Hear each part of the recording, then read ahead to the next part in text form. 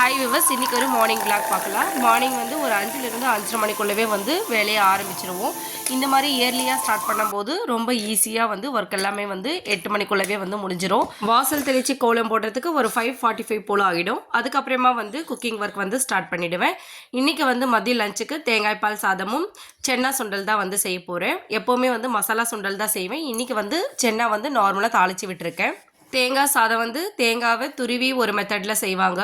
தேங்காயில் பால் எடுத்து அதுலேயும் தேங்காய் சாதம் செய்வாங்க. ஆனால் நாங்கள் எப்போவுமே வந்து தேங்காய் பால் சாதம் தான் வந்து செய்வோம். இது வந்து ரொம்பவே டேஸ்டியாக இருக்கும். ரொம்ப சிம்பிளும் கூட.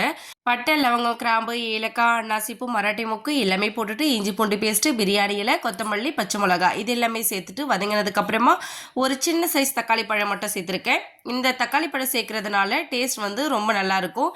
தக்காளி இல்லாமையும் வந்து செய்யலாம். நிறைய தக்காளியும் வந்து போடக்கூடாது. தண்ணி சேர்க்கறதுக்கு பதிலாக தேங்காய் பால் தான் வந்து எடுத்து சேர்த்துருக்கோம். ஒரு தேங்காய் ஃபுல்லாகவே வந்து 2 கிளாஸ் அரிசிக்கு வந்து சேர்த்துருக்கோம். இந்த அளவு மெஷர்மெண்ட் இருக்கும்போது டேஸ்ட் வந்து ரொம்பவே நல்லாயிருக்கும். தேங்காய் பால் சாதத்துக்கு சைடிஷாக வந்து கத்திரிக்காய் புளிக்குழம்பு, சென்னா சுண்டல் ரெண்டுமே வந்து வச்சுருக்கோம். கத்திரிக்காய் புளிக்குழம்பு வந்து நல்ல ஒரு காம்பினேஷனாக இருக்கும்.